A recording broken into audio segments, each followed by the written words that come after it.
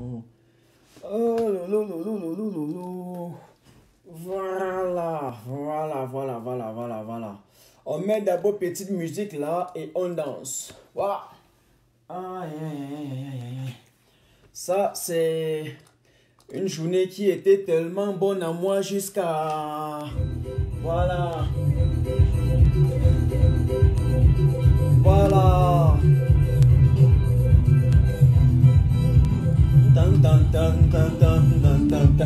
Matin, t'as chaud. Les jours comme ça, là, j'adore. Ouais, Jesus.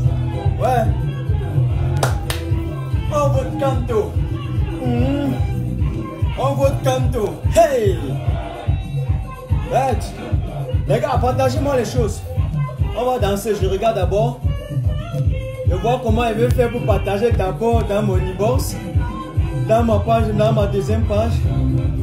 Voilà. Ça va être trop chaud, hein? Trop chaud ce soir.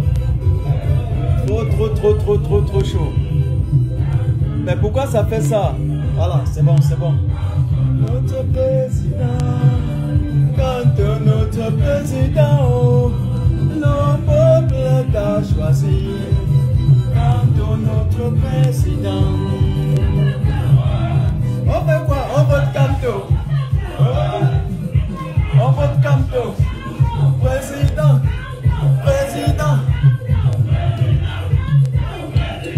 Oh, ça va jouer. Partagez-moi ça d'abord. Voilà. Quand notre président, le peuple t'a choisi. Quand notre président, je mets le volume. Voilà. Ok. Partagez d'abord, partagez. Président.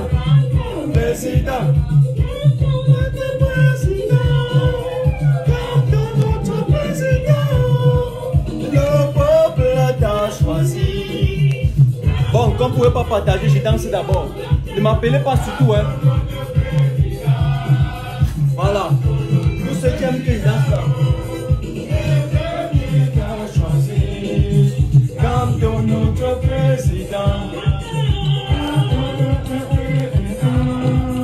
Comme notre président, le peuple t'a choisi.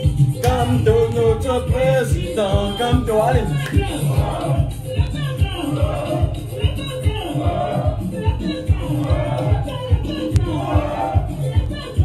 On va commencer quand nous sommes déjà à 1200. Partagez rapidement. Voilà.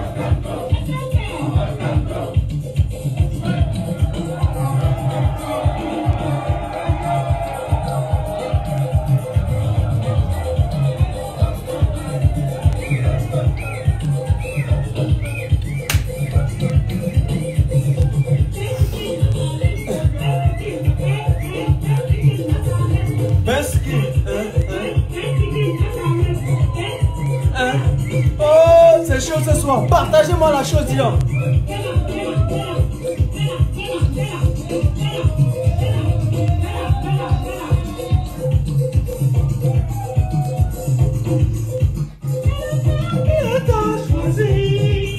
Quand notre président, quand notre président, le peuple t'a choisi. Quand notre président,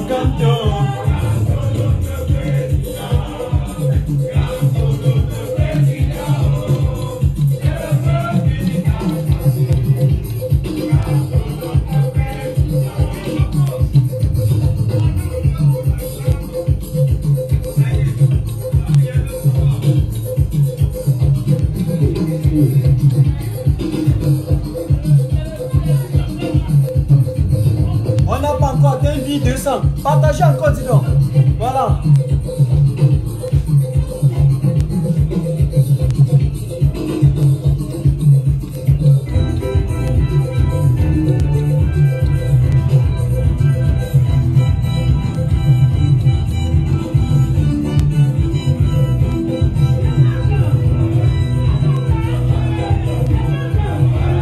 Qu'est-ce qu'on fait? Mettez là-bas à 1500. Mettez là-bas avant qu'on ne commence. Si vous êtes fiers, si quelqu'un est fier comme moi, il met là-bas. Voilà. Kamto, notre président, Kamto.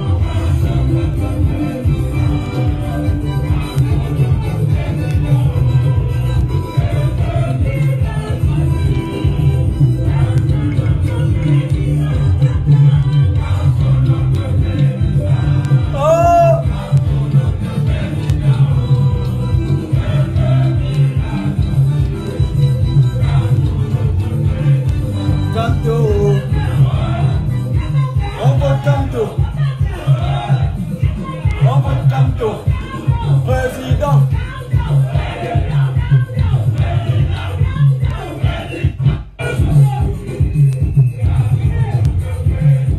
Kamto, notre président.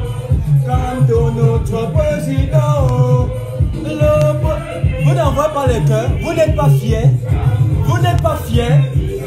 Vous n'êtes pas fiers que le président élu, le président légitime, le président démocratique a parlé avec 25 000 personnes en live.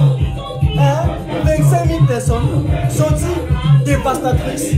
Partagez-moi l'affaire, dis donc. La politique prend le pouvoir, le cours de la résistance, le cours du combat. Oh! Kamto, notre président, Kamto.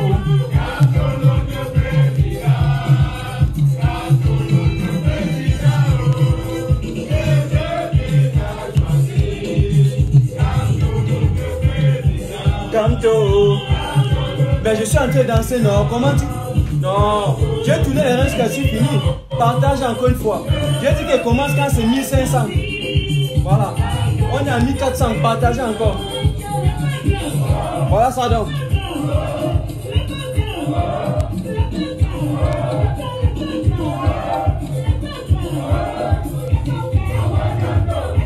On vote Kamto. On vote Kamto. On vote Kamto. Là où Kamto dit va, je vais.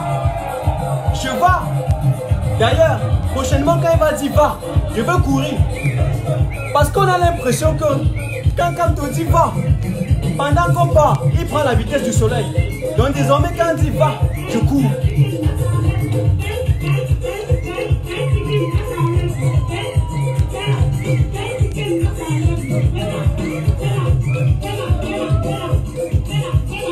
Ça fait combien? 440, 1440. Bon, si vous voulez, on lance. On peut lancer si vous voulez. J'arrête comme ça, on lance. Voilà. Kamto, notre président. Ça, j'espère que vous m'écoutez. J'espère que vous m'écoutez. Voilà. Ça, c'est le record du ciel. Le record légendaire. Le record historique. Quand on parle de dévastateur, c'est ça. Wayay. Wayayoui. Vous avez vu ce qu'on appelle président? Vous avez vu ce qu'on appelle président d'un peuple? Quand il sort, d'abord, ville morte. Tout le monde est entré à la maison. Chacun a chargé les mégas. Tous les 25 millions de Camerounais, du nord au sud, de l'est à l'ouest, étaient à la maison en train d'écouter. Mais il y a une chose que je veux dire. Il y a des gens que ça fait 2 ans. Ils ne m'ont plus jamais écrit. C'est quand le président se connecte et que je suis en train de suivre le président que tous les messages viennent. J'ai suivi même sur la tablette parce qu'à un moment donné, mon cerveau a cliqué. Mon cerveau autant pour moi. Mon ordinateur ne bougeait même plus. Les gars, comme j'ai allumé la tablette, ils m'ont appelé sur Messenger 1000 fois. Je vais écouter, on m'appelle. Je n'ai même pas pu noter prendre certaines notes que je voulais. Hein? Comment on dit parfois là? Donc depuis 2 ans, vous ne m'écrivez pas. Vous attendez seulement aujourd'hui là, le 1er décembre. Hein? Quand mon président est en live pour m'appeler. Non, vous n'êtes pas bien quoi. Eh, non, c'est démon qui gère vie. C'est démon qui gère la vie. Aïe, aïe. Non, Camerounais. Voilà. Qu'est-ce que je vais vous dire ce soir? Nous sommes à présent 1800. Je vais vous dire que j'ai un sentiment de satisfaction. J'ai un sentiment d'espoir. J'ai un sentiment d'espérance. Pendant que les sardinats ont un sentiment d'amertume, de désolation. Notamment parce qu'on venait une fois de plus de leur damer le pion. Le président élu du peuple camerounais venait une fois de mettre le feu derrière les fesses du gouvernement. Il nous a prouvé. Et je vais commencer sur un point très essentiel. Est-ce que vous saviez que le président Kamto était un panafricaniste? Oui, c'est un panafricaniste né. La position sur le franc CFA. Mon président me fait comprendre que l'Afrique ne doit sortir de la pauvreté qu'à partir du moment où il sera capable de battre son propre franc CFA. Mon ami, citez-moi un adversaire politique ou un président en fonction qui a eu le courage de lui dire, oui, qui a eu le courage de lui dire et ouvertement. Le président Kamto a démontré devant le monde entier. Et vous comprenez pourquoi? Le président Kamto qui ne compte que sur le peuple pour arriver au pouvoir, qui ne compte que sur la légitimité du peuple camerounais pour pouvoir un jour présider la destinée de cette nation, ne peut jamais être supporté par la France parce que la France n'est pas favorable au franc CFA. Ça, c'était d'un. De deux, eh bien, on a demandé au président qu'est-ce qu'il estime sur les propos tribalistes. Vous avez suivi comme moi. Il a dit que, mais, je suis désolé, lui n'est pas là pour opposer les Camerounais les uns et les autres. Et il nous a pris un exemple. S'il fallait bien accabler quelqu'un injustement sur des propos haineux, il fallait d'abord commencer par ceux qui nous dirigent.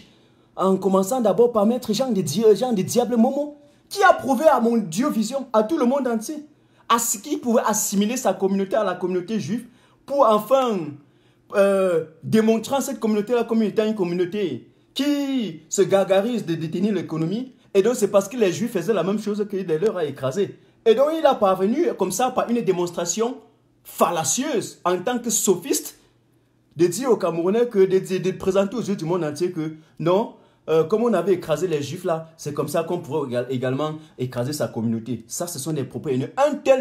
Une telle personne dans un gouvernement au 21e siècle, ça ne se fait pas nulle part ailleurs, ni en Allemagne, ni en France, ni n'importe où dans le monde.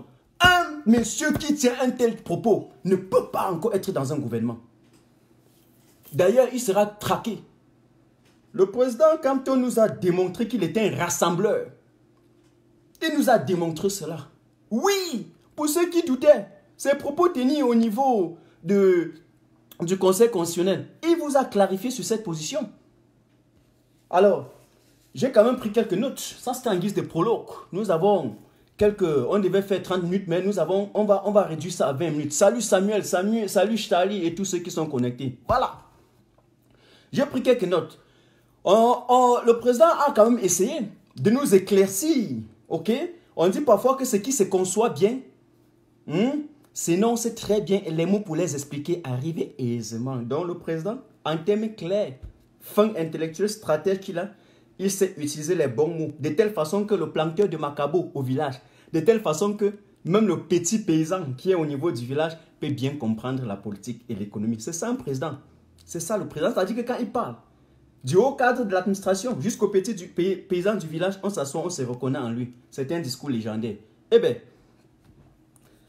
il en ressort de ses propos concernant la résolution, n'est-ce pas, de la crise anglophone, qu'il avait proposé un plan bien clair qui consistait à créer des conditions de désescalation, à créer des conditions favorables. Le président Kamto a dit qu'il n'avait pas demandé au gouvernement de déposer les armes. Mais ça, c'est l'opinion que le système satrapique de Yaoundé a voulu introduire dans l'imaginaire populaire. Ça, c'est l'opinion maléfique, satanique dans l'optique d'écraser le MS et que les faucons du régime ont voulu nous faire croire sur des plateaux de télévision.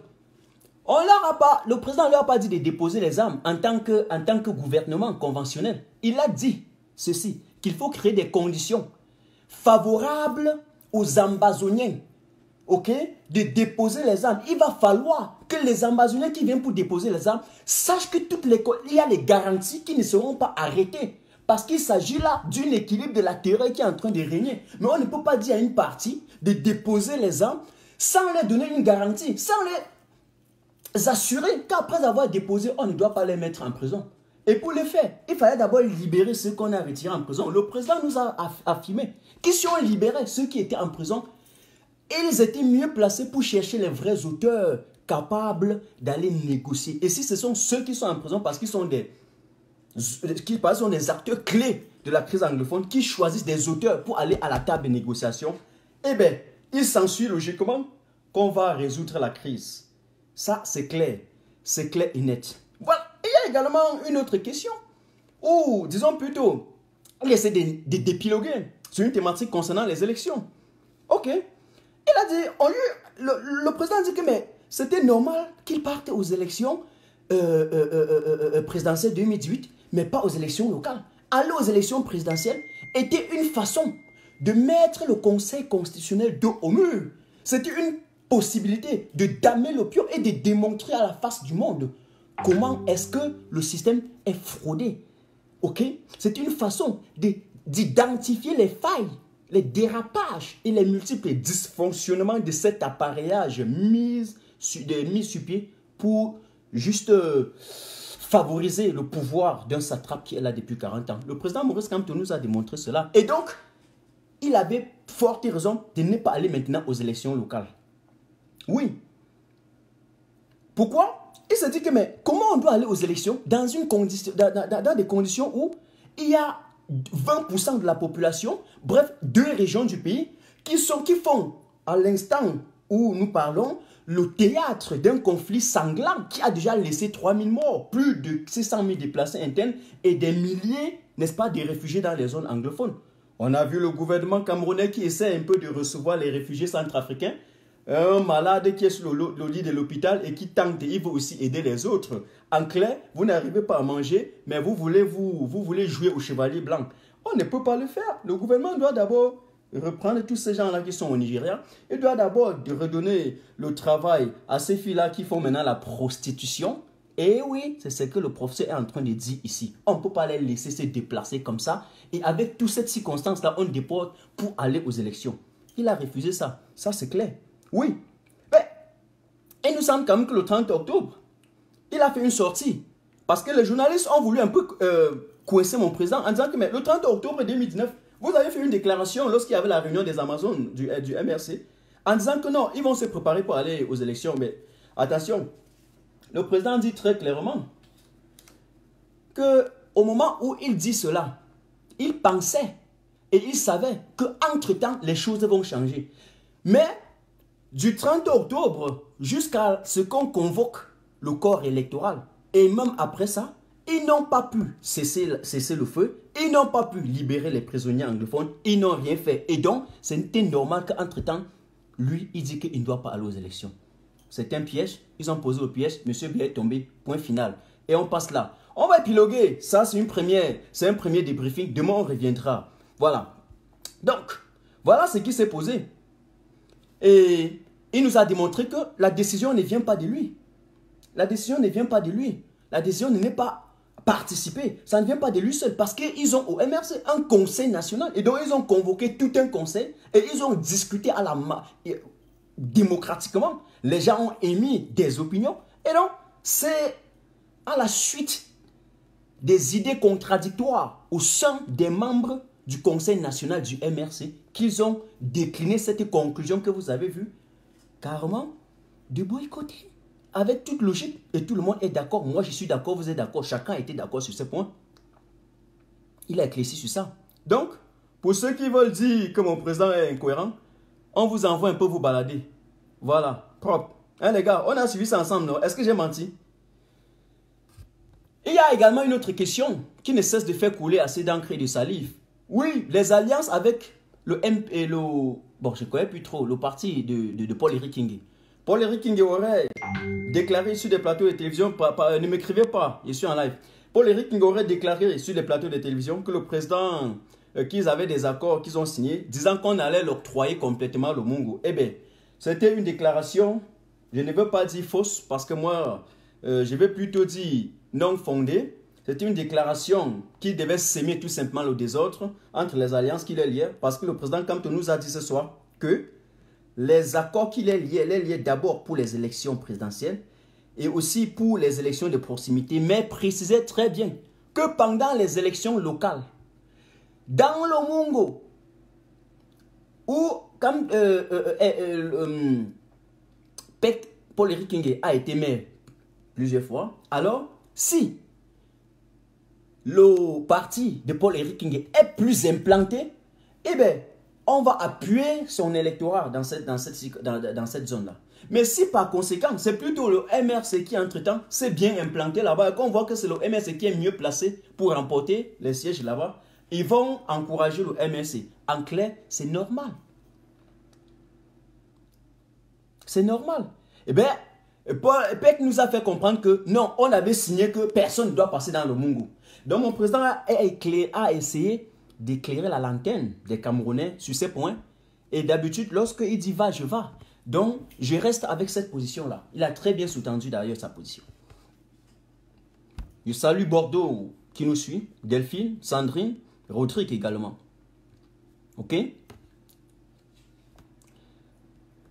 Il y a une autre question qui était reportée sur la réforme du système électoral. Le président Kanto n'a pas mâché sa langue. Ok? Il nous a dit, on doit mettre une loi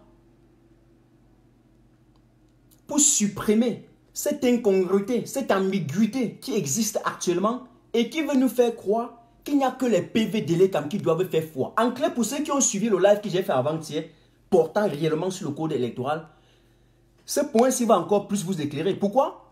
On dit qu'en cas de contentieux, il n'y a que les PV d'Elecam qui doivent faire foi. Alors que vous sortez des circonscriptions, non, vous sortez des bureaux de vote avec les PV que vous avez signés après le dépouillement, donc vous avez vos résultats. Et lorsque vous voulez contester les résultats au niveau du bureau de la circonscription administrative où vous avez voté, on vous dit que non, vous ne pouvez pas contester là. On fait juste une remarque dans l'annexe. Ok, on fait une remarque dans l'annexe. Et puis on envoie plus loin. Et quand vous arrivez au niveau du Conseil constitutionnel pour contester vos résultats, on vous dit que seuls les PV d'Elecam font foi. Mais entre-temps, alors que les PV ont subi des tracasseries, des dodans et des acrobaties, les chiffres ont subi des entorses. Un chemin faisant dans les bureaux. Les PV ont séjourné pendant longtemps dans des bureaux sans savoir ce qu'ils font là-bas. Eh bien, là, le président Kanto nous a dit qu'il faut une loi. On va supprimer ça. Et il faut une loi qui va dire que tous les PV sont valables. De telle façon que si on arrive au niveau du contentieux, chacun pose ses PV. Pas question de nous enfermer dans un cercle, je ne sais pas, dans une spirale. Ok? Pas question de nous tourner comme ça. Non. Chacun vient avec ses PV, on compare et puis on regarde les chiffres. C'est vrai, propre, c'est validé. Et je suis d'ailleurs d'accord que ce ne sont que des chiffres sortis du bureau des votes qui sont réels. Tout ce qui vient après là, c'est de la manipulation. C'est la raison pour laquelle en France, un peu de partout, les chiffres, on vous donne les résultats en temps réel. Seconde par seconde, tiers par tiers, vous voyez qui est devant, qui a pris la tête, qui est... C'est comme ça. Voilà. Et d'ailleurs, l'ancien code électoral donnait la possibilité au niveau départemental de donner d'abord les résultats provisoires, de telle façon que vous connaissez déjà qui a gagné. Et avec ça, vous pouvez aller contester. Maintenant, ce n'est plus le cas. On ne vous donne pas les résultats. Vous partez contester même parfois ce que vous ne connaissez. En tout cas, je ne voudrais pas durer sur ces points parce que c'est un point que nous avons épilogué dans un live l'autre jour. Mais c'était très important parce que le président venait encore une fois de plus de nous éclairer un peu sur cette affaire. Mais il n'a pas tardé de nous faire comprendre que, ouais, ben, au niveau du Conseil constitutionnel et dans tout, comme les membres sont complètement les membres du RDPC. Et on le sait, les Émile et tous les autres, nous avons vu. Donc, il faut la dissolution du Conseil constitutionnel. Il faut dissoudre ces histoires-là, les membres-là. Il faut les balancer au champ et remplacer par des hommes qui sont crédibles. Et par conséquent, avec une distance critique, on peut dire ceci. Pour regarder un homme qui a été crédible, on regarde son parcours, tout son parcours. Ok? Tout son parcours. Dans les 20 derniers, les 10 dernières années, et on voit s'il a été constant. On voit s'il a été cohérent. On voit son parcours, ce qu'il a fait. On peut regarder les gens comme ça. Et puis, j'ai même commis l'erreur l'autre jour en disant que non, il faut que les partis politiques soient... C'est faux. Si on met dans la commission électorale, parce qu'elle doit être un organisme indépendant, si on introduit dans la commission électorale les membres des partis politiques, que ce soit de l'opposition, du pouvoir ou de quoi que ce soit, je vais vous dire quelque chose. Il y aura toujours un parti qui va emporter sur l'autre. Parce que le parti qui est au pouvoir pourrait toujours tenter de corrompre les autres. Et donc les alliances, on va appeler ça quoi? En tout cas, les consolidations pourraient se faire autour, n'est-ce pas, du parti au pouvoir pour damer peut-être d'autres partis. C'est clair. Donc, et même si au sein de la commission électorale, on met les lobbyistes, oh non, comment on appelle ça les lobbies, les lobbies financiers, les lobbies économiques ou quoi que ce soit, il me semble quand même que dans ce monde, ceux qui sont les vrais corrupteurs, ce sont même des lobbies financiers, ce sont des opérateurs même économiques parfois. C'est-à-dire là où ils sont, parce qu'ils ont un poids financier, ils vont chercher à corrompre. Et donc par conséquent, on n'a même pas besoin de... On cherche dans la société civile des acteurs neutres. Neutres. Neutres.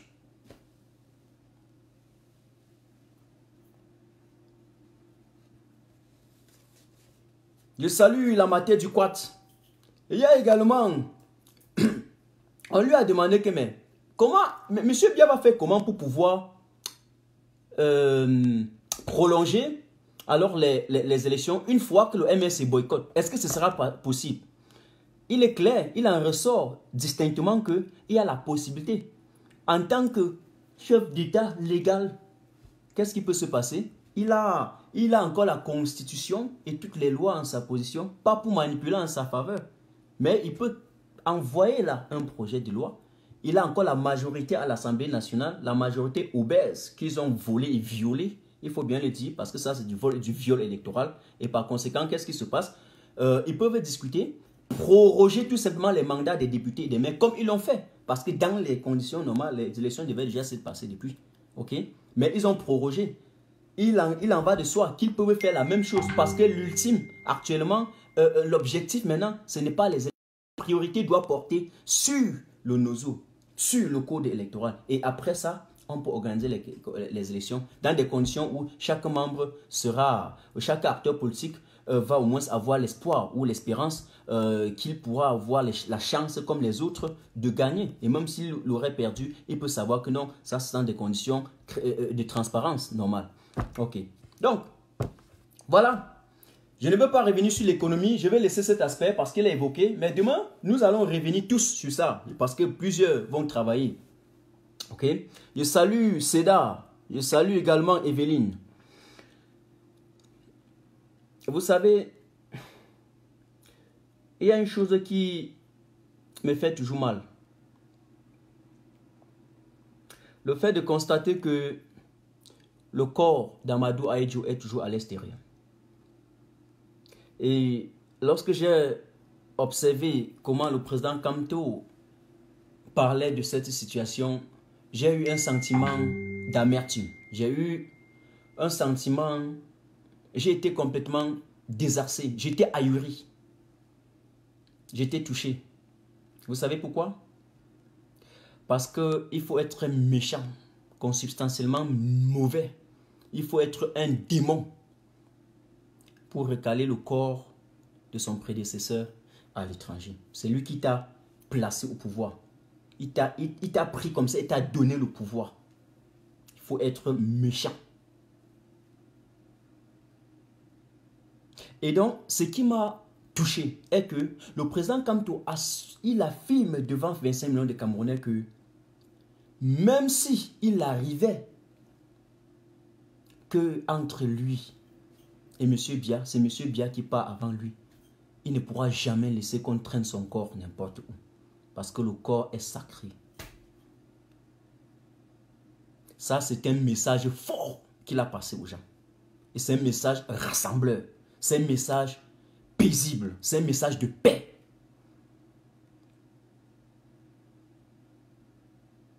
Là, il m'a touché.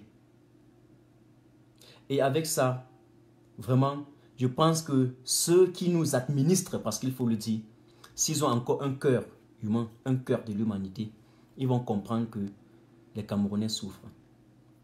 Et qu'il est temps qu'ils essayent au moins un temps soit peu de laisser leurs griffes et d'avoir un cœur de l'humanité. Mais sinon, on s'impose. Quelqu'un a dit une fois, ça casse, deux fois, ça lasse ou quoi, et puis on s'impose. Donc, salut Agnès, salut également à Enis de Paris.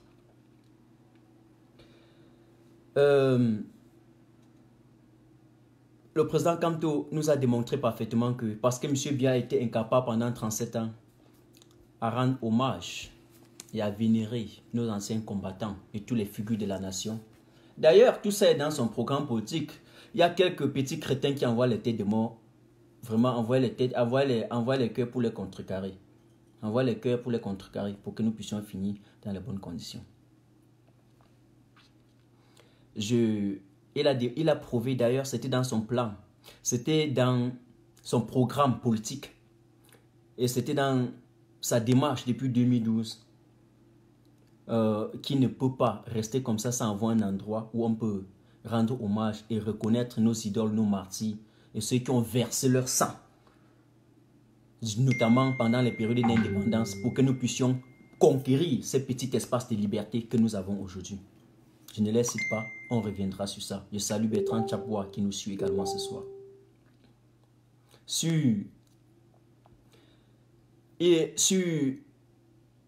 la question, la thématique, si le président Kamto, a-t-il tourné le dos aux élections? Mais Kamto, il a été clair. Il a dit ceci: pour qu'il tourne le dos aux élections présidentielles, à la victoire qu'on a volée là, il faut d'abord que les PV soient confrontés. Jusqu'à preuve du contraire, M. Biya n'a pas encore pu démontrer qu'il avait gagné. Et il n'a pas encore sorti les PV, les originaux. Il ne les pas sortis. Et on ne peut pas demander à Kamto d'aller pointer sur les réseaux sociaux ou je ne sais pas les PV. Ça se passe au contentieux. Et M. Biya a été incapable de prouver qu'il a gagné là-bas.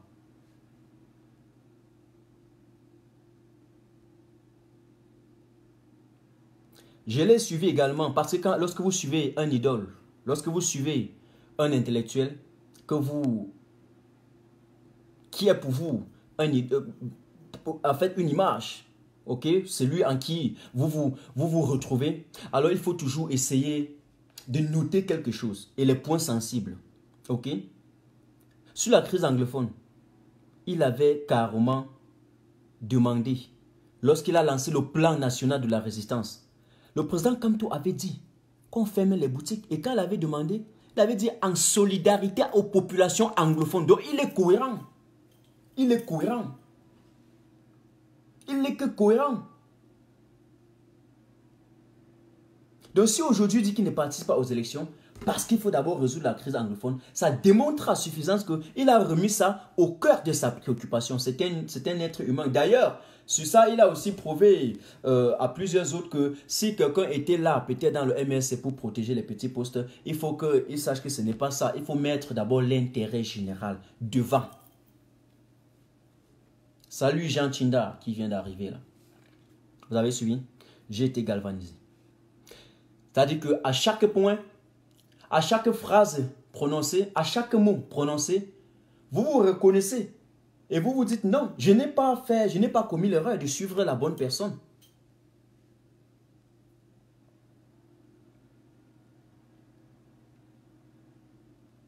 Salut Yolilof, salut Amoni.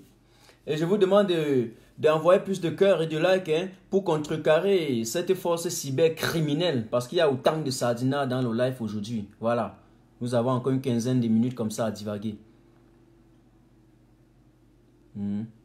Donc, je demande aux administrateurs de faire leur jeu. Pardon, je vous en supplie. Je salue également Derek et Néné Diakite qui nous suit. Voilà, merci. Alors, j'ai bien voulu épiloguer autour des circonstances de son arrestation, mais je vais encore être très sommaire, ok? Comment est-ce que un élément, ok, du commissaire divisionnaire, au moment où ils arrêtent le président Maurice Kamto, il dit au téléphone, oui, on venait de l'arrêter, il fuyait comme un rat. Donc exactement, vous voyez la manipulation qu'ils ont fabriquée, les histoires là, qu'il y a un autre gars qui ne veut pas prononcer le nom et aller sur les plateaux de télévision prononcer, disant qu'il avait fui, comme un rat. En fait, c'était une affaire très bien classée entre eux pour essayer de décrédibiliser notre président. Pourtant, c'était faux. Le président vous a dit, comme un petit élément, des fois qu'on envoie m'arrêter là, c'est des sangalons. Et donc, ils sont venus dans la perspective d'humilier notre président. Et donc, quand il aurait dit, on l'a arrêté, il fait comme un rat. Déjà, ils n'ont pas un mandat d'arrêt, ils ont un mandat de perquisition qui consiste seulement à fouiller un domicile. Le mandat de perquisition n'a jamais aidé à arrêter quelqu'un. Ça vous donne la possibilité de fouiller pour contrôler les objets dans un domicile, mais jamais pour arrêter quelqu'un, il vous faut un mandat d'arrêt. Ils n'en ont pas. Ils n'en ont pas. Mais ce qui m'a énervé est le fait que le président précise que pendant qu'il veut descendre les escaliers, un énergumène vient le pousser en clair dans l'intention de le faire tomber. Donc s'il tombait, on disait que non, on allait l'arrêter et quand il descendait, il a glissé sur les escaliers et puis il est mort. Ok, silence radio, n'est-ce pas? Vous êtes en train de jouer dans ce pays. Vous êtes en train de jouer. Parce que le terrain où les gars sont en train de vouloir mettre leurs pieds, c'est un terrain très glissant. C'est un terrain très glissant. Ce monsieur-là, on ne va pas attendre qu'il est malade. On ne va pas attendre. C'est l'orteil, c'est l'ongle. L'ongle, vous voyez l'ongle ici là. L'ongle ici là. Regarde l'ongle ici là. Il faut être propre pour garder les ongles. Si vous n'êtes pas propre, vous ne pouvez pas garder les ongles. L'ongle ici là seulement. C'est touché. On ne va pas vous dire. Vous jouez. Parce que désormais c'est un symbole. C'est un président de 25 millions de Camerounais qui contrôle non seulement l'intra-territorialité mais aussi l'extraterritorialité. Ok? Donc, il faut qu'on soit clair. Salut Alain. Parce que quand on parle, ils ont l'impression que nous sommes en train de jouer. Aujourd'hui, il faut que je vous dise, je réfléchis avant de poser mes actions. Et chaque action que je pose parce que je le supporte, je regarde si cette action va l'aider. Mais en même temps, si dans un rêve, moi j'ai la capacité de me sacrifier. Croyez-moi, soyez-en sûr. Et je me connais. Et j'aime frapper là où on n'attendait pas. Et on ne doit pas attendre un jour que des petits oiseaux qui sortent de leur nid viennent dire qu'on va agresser comme... Ils ont l'impression qu'ils fument. Si vous fumez les herbes, nous on fume le feu. Je dis le feu.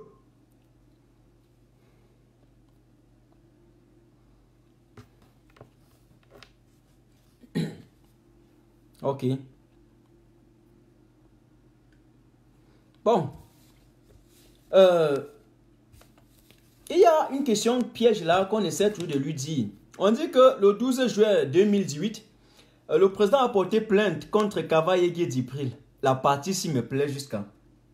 Et puis, pourquoi plus tard, il a porté plainte contre Kavaye Dibril devant le tribunal militaire. Pourquoi plus tard, il part aussi devant le tribunal militaire, dit que le tribunal militaire est incompétent. Mais j'ai envie de rire. Il a encore précisé, d'ailleurs je pense que Peck l'avait précisé aussi, que mais lui, il savait très bien, avec son collectif, il connaissait l'instrument juridique. C'est le pape du droit quand même, non? Voilà, donc il connaît sa chose. Il devait donc aller porter plainte devant le tribunal militaire. Il revenait maintenant aux avocats de Kavaye Dibril d'aller démontrer devant le tribunal militaire que les juges sont incompétents pour juger. Mais comme ils sont eux-mêmes déjà incompétents, ils ont été incapables d'aller prouver cela. C'est une évidence. Vous vous amusez, on vous frappe. Quand on est intelligent, c'est ça. L'école est bien. Eh Dieu, l'école est parfois bien. C'était sucré à moi jusqu'à. C'était sucré à moi jusqu'à. Donc, j'ai été très fier sur ce point. Vous voyez que j'essaie un peu d'épiloguer là et puis de survoler parce que j'essaie que nous tous, nous allons travailler demain. J'aurais voulu que cette sortie soit un samedi. On aurait fait 4 heures de temps là.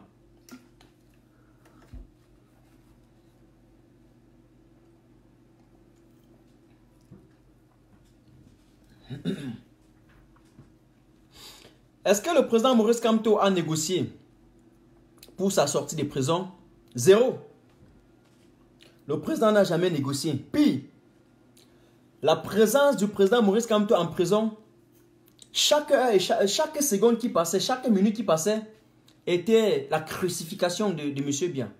Chaque heure qui passait, qui s'écroulait, c'était la descente du régime satrapique aux enfers. Nous n'avons pas vu, on n'a pas vu ça. On n'a pas vu que chaque semaine, il y avait des résolutions de l'Union européenne qui sortaient. On n'a pas vu que chaque semaine, le peuple camerounais se levait. On n'a pas vu que tous les matins, quand je me levais, j'avais la rage et je voulais seulement arrêter M. Biya croquer avec les dents. On n'a pas vu ça. On n'a pas vu que chaque heure qui passait, le Congrès américain montait au créneau. Chaque heure qui passait, parce que tout le monde savait que M. Biya a échoué, qu'il n'a pas réussi à ces élections et c'est incapable. On n'a pas vu quelque part dans le monde où quelqu'un a gagné les élections, votre adversaire vous a gagné et vous l'arrêtez, vous le mettez en prison sans preuve. Zéro. Zéro. Donc, ils avaient le feu dans les fesses. J'aime très bien dire ça parce qu'on ne peut pas s'asseoir sur le feu, ça brûle, tu sautes. C'est comme ça. C'est comme ça. Monsieur Biya était devenu le prisonnier. Et il est toujours le prisonnier. Parce qu'actuellement, tant qu'il n'a pas appliqué toutes ces résolutions, il ne bouge pas. Il va l'appliquer. Avant de dégager, il va appliquer toutes ces résolutions et dégager. Il n'a pas droit à l'erreur. La guerre va cesser. Les prisonniers politiques et anglophones vont sortir. Il y aura dialogue là. Il y aura réforme de ce code électoral. Vous n'avez pas constaté que lorsque le président Kamto, dès qu'il prononce qu'il ne va pas aller aux élections, le lendemain, dans les 24 heures qui suivent, vous avez 3 délégations internationales qui sont au Cameroun pour leur dire que, attention, vous voyez que le parti le plus crédible ne va pas aux élections. Ça veut dire qu'il y a quelque chose qui ne va pas, non? Rappelez-vous des résolutions là. Vous avez fait comment? En relation internationale, on utilise toujours le langage apaisé. On ne dit jamais qu'on va venir demain comme ça vous pointer les armes. Non, non, non, non. Vous entretenez des relations bilatérales et multilatérales avec des partenaires, non? Donc, en clair, lorsqu'on sort des résolutions, parce que vous vous êtes illustré à travers vos actes d'exécution, d'arrestation extrajudiciaire, d'exécution sommaire, de détention illégale, eh bien, à un moment donné, on vous dit, respectez les conventions que vous avez signées. Si vous ne les respectez pas, on ne va pas vous arrêter. Mais, on monte, on descend, vous allez les respecter avec le temps. Vous avez le temps, ils ont la montre. On monte, on descend, on essaie, on peut les communiquer. René Sadik sort. Le Cameroun est souverain. Le Cameroun est souverain. Oui, oui, le Cameroun est souverain. Pourtant, on est souverain quand on donne la construction de tous ces barrages aux Français. Lorsqu'on donne tous ces ports aux Français, on est souverain lorsqu'on fait accoster les navires français au bord, n'est-ce pas, de nos ports. On est souverain lorsqu'on donne Eneo, l'énergie, l'eau aussi, l'électricité, tout. On donne ça aux Français. On est souverain. C'est quelle souveraineté que les gars sont en train de parler. J'ai envie de rire parfois. Hein. Vous nagez dans les nuages. On est souverain, on est souverain. On est souverain lorsqu'on peut aux États-Unis demander les avions, les hélicoptères, les armes pour aller combattre Boko Haram. Ok? Et donc lorsqu'on utilise les mêmes armes pour aller tuer les ambassadeurs, tuer les anglophones, là maintenant, on ne peut pas vous rappeler à l'ordre, c'est ça? Vous prenez les Camerounais pour des idiots, quoi. Donc, ça, c'est une chose. Il y a également une autre chose que je voudrais vous dire avant de terminer, c'est la question du grand dialogue national. Le grand dialogue national, le président Kamto nous rappelle clairement qu'il avait donné sa position. Kamto avait classé un plan, mais son plan a été mal appliqué parce que pour lui, ce n'est pas le nombre qui comptait, c'était la qualité. Il ne voit pas ça sur l'aspect quantitatif, mais sur l'aspect qualitatif. On peut dire qu'il y a eu 400 personnes, 500 personnes, 1000 personnes, 5000 personnes au grand dialogue. Mais si les 5000 personnes n'étaient que de la famille, de la famille du RDPC, et ils sont partis pour puiser un peu dans les caisses de l'État, se partager quelques bouts de pain et de sardines, et saupoudrer, enfariner les Camerounais, ça ne sert à rien. Alors que les vrais acteurs étaient en prison, les vrais acteurs étaient tapis à l'étranger. Les gens qui tiennent les ficelles, n'est-ce pas, sont à l'étranger. Ils sont en prison. Vous les laissez. Même les acteurs clés qui doivent être là, vous les laissez. Il n'y a pas eu de médiation. Vous ne cherchez pas un médiateur neutre pour aller les retirer. Vous dites que vous avez fait un dialogue. Pourtant, vous avez convoqué une réunion extraordinaire du RDPC. Vos membres, les mêmes faucons, les mêmes apparatchiks là. Et vous dites qu'il y a eu dialogue. Donc, le président Kamto nous fait comprendre qu'on peut faire ce genre de dialogue même avec 2 millions de personnes, il s'en fout. Mais il va falloir la qualité. La qualité voudrait dire qu'on part regarder des médiateurs neutres, d'aller rencontrer les acteurs clés qui viendront s'asseoir et discuter. Le Nigeria, je vous ai dit hier, a eu une crise aussi. Il y a la guerre du Biafra, ça a tué des centaines de milliers de personnes. Mais aujourd'hui, l'État nigérien était obligé de s'asseoir et de discuter avec eux. Aujourd'hui, ils vivent, n'est-ce pas? C'est pas ça. Donc, le Cameroun vous nous fait croire que c'est un cas exceptionnel. C'est un cas exceptionnel au Cameroun. Je ne pense pas. Je ne pense pas. Donc, le président Kamto nous fait croire qu'il a déjà tout dit. Dans son plan, il a fait des propositions. Ils n'ont pas accepté. Donc maintenant, lorsqu'on arrive à un moment donné où nous sommes dans une crispation de situation totale, eh bien, on n'a pas autre choix que de l'appliquer. S'ils ne l'appliquent pas, ils seront obligés de, voilà, d'en vivre des conséquences. Voilà, mais il a toujours la main tendue. Hein. Il est toujours prêt à rencontrer monsieur bien pour qu'ils essaient d'épiloguer autour de cette affaire. Il est même mieux placé. C'est vrai, il n'a pas évoqué un truc, mais il sait qu'en prison, là, ils ont parlé avec tout, même les leaders ambazoniens. Donc, ils peuvent carrément les rencontrer et en discuter sur cette situation pour mettre la paix au Cameroun. Ah, j'ai compris que mon président est un président qui est là pour la paix. Ok? Ok? Il est là pour la paix. Il n'est pas là pour la division. Il nous a prouvé que le tribalisme dont on parle est un tribalisme institutionnel et c'est un tribalisme d'État que les gens ont inventé pour diviser les gens, les opposer les uns et les autres dans l'optique de manipuler, dans l'optique de manipuler aussi les esprits faibles et de conserver leur pouvoir. Mesdames et messieurs, chers camarades, pour sortir de ce live, nous avons joué cette musique. J'essaye de remettre ma musique d'habitude. Nous avons déjà fait 45 minutes comme j'ai prévu. Ce que je vais vous dire est qu'on se retrouve, en tout cas, le soir, on va dormir nous tous. On se retrouve le soir dès que je rentre à 18 h là. Nous allons essayer de passer à un débriefing, partie 2, parce que, bien entendu, je vais choisir les parties sensibles et les parties clés pour notre live. Mesdames et messieurs, je vous présente un petit qui a pris le sens de la vie. Donc je vous donne rendez-vous lundi dans notre émission Grand Débat Politique à partir de 21 h GMT.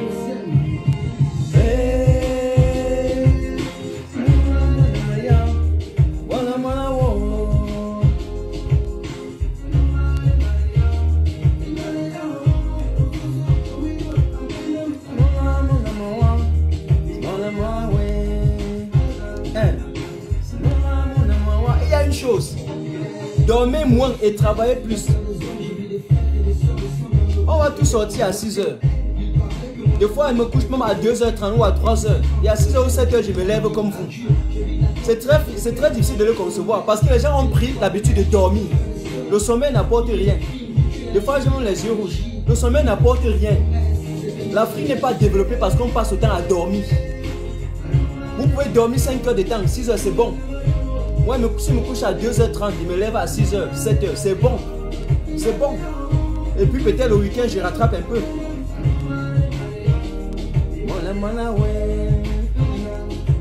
Vous allez voir que entre, il est 24h30 ici. Entre maintenant et 2 h que je vais aller au lit, je vais travailler quelque chose. Me lever à 7 h avec vous partir. En clair, je vais travailler sur la partie du live, la partie du débriefing que nous allons faire ce soir. On va sortir à 7 h, on va partir. Je rentre à 16h30 ou 17 h. Je me repose, je me lave. Il y a 21 h GMT. On va faire ce débriefing ensemble.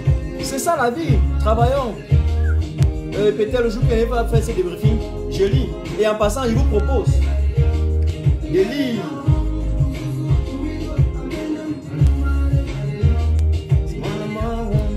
Ah, je vais laisser le livre là-haut.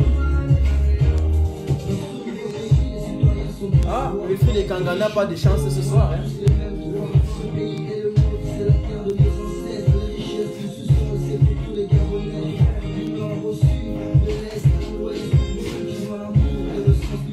Exactement. Si, vous savez, j'apprécie tout ce qui est bien. Et je n'aime pas les faibles, je n'aime pas les paresseux. Et ça, c'est un travailleur. Ça, c'est un travailleur. J'ai lu ça avec beaucoup d'attention. Et ça me plaît beaucoup son livre. J'ai lu ça en 3 heures de temps. 220 pages.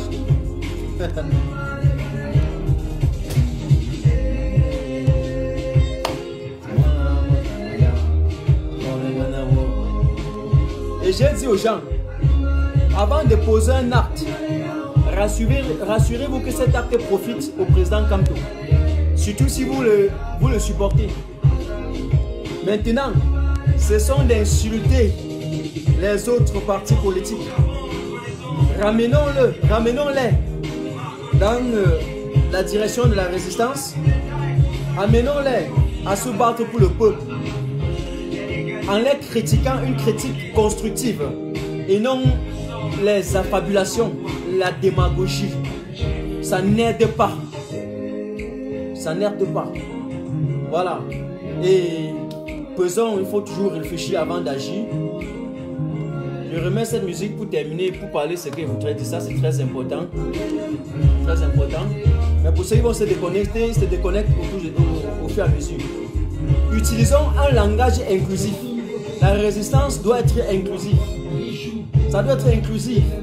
C'est-à-dire que j'ai un grand cœur pour mes frères Peul, pour mes frères Bamenda, pour mes frères du Nord, pour les Haoussa. J'ai un grand cœur pour les Bassa, pour les Boulou, pour les Bétis. Parce que dans cette résistance, il y a autant de Bétis que de Bassa, que de Bamileke, que de tout le monde. Mais l'État qui a voulu catégoriser la lutte, si vous autres, vous essayez d'entrer dans ce langage de l'État, vous allez exclure les autres. Et j'ai envie de vous poser une question. Si vous utilisez un langage exclusif, je pense que vous n'aimez pas ce peuple. Si vous voulez aimer les Camerounais et que tout le monde un jour se retrouve dans la rue en masse et en cascade, comme on a vu au Bénin, il faut utiliser un langage qui inclut tout le monde. Nos frères Boulou souffrent. Allez à Saint-Mélima, à Ebolova. Ils souffrent plus que nous. Donc j'ai besoin de voir tout cela dans le combat. Oui. Un langage inclusif n'est pas fait dans les invectives. Croyez-moi et soyez-en sûrs. Je sais que beaucoup n'ont pas assez la hauteur, la posture nécessaire pour mesurer la teneur des propos que je suis en train de vous donner. Oui. Mais croyez-moi et soyez-en sûrs. Quand vous dites par exemple, vous allez traquer, vous allez taper tel, la personne vous a fait quoi? Non, on ne le fait pas. C'est lui qu'on doit traquer, taper aujourd'hui. C'est M. Biya. C'est lui qui dirige le Cameroun depuis 37 ans. Vous comprenez ce que je dis? C'est M. Biya qui dirige le Cameroun depuis 37 ans. Et c'est exactement lui qui a tué l'économie du Cameroun. C'est lui qui a sémé la guerre. C'est lui qui a pris un Cameroun prospère, l'a ramené dans la misère. C'est M. Biya et tout son régime. Ceux qui sont à côté là, ils ont faim. Ils ont faim. Les partis qui veulent former des coalitions, des dimensions de consolidation de coalition là, ils ont faim. Ramenons-les juste à l'ordre. Oui. Je ne sais pas si je me fais comprendre. Ayons un langage inclusif, un langage apaisé, un langage qui amène tout le monde à entrer dans la résistance. Oui. Donc, ça c'est du matin tachou. N'oubliez pas toujours, il faut toujours agir de telle façon que la morale de ton nation soit érigée en règle universelle. Les mots sont comme des pistolets chargés. Avant de bombarder, il faut regarder les conséquences pour ne pas regretter plus tard. J'aime le président Maurice Kamto. C'est un pacifiste, c'est un légaliste, c'est un juriste. Et son slogan, c'est changer le Cameroun dans la paix. Et moi, je dis ce soir, changeons ce Cameroun dans la paix. On était ensemble. Je vous adore. À demain.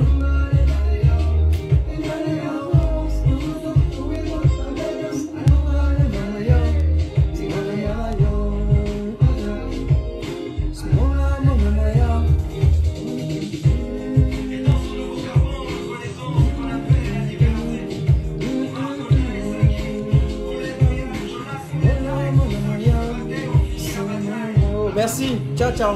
Ciao, ciao.